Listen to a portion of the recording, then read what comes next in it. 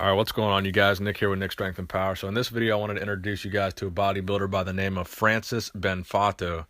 So this guy was a guy who I think was a severely underappreciated bodybuilder because of the fact that he didn't place very well in some shows.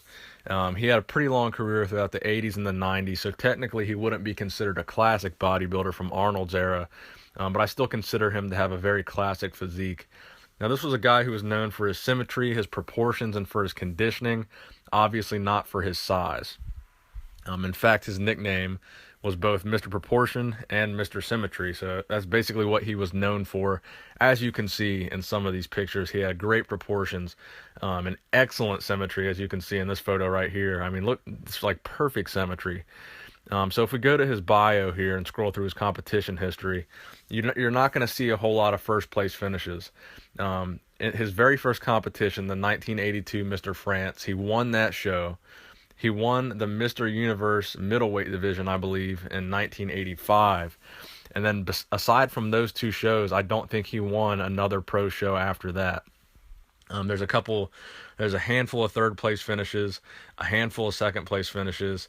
But from that point on into the 90s, he did not really place very well, and he placed outside of the top six quite a few times in quite a few shows all throughout the 90s. But then in 2006, he came back.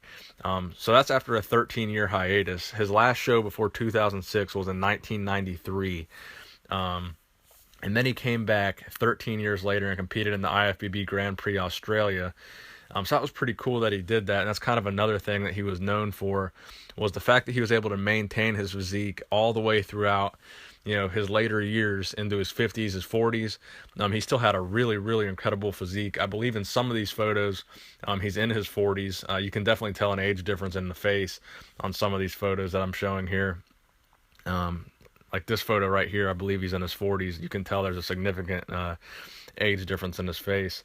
But I just wanted to share this video with you guys because I think he was just a severely underappreciated bodybuilder that had a great physique. But I think just due to the fact that he wasn't a mass monster in an era that mass monsters were beginning to kind of take over the game, I just think he was really underappreciated and didn't really get a lot of placings that he probably deserved to place higher. He probably deserved to win more shows, and he probably would have had some titles had he competed in the 70s or in the 60s or something like that.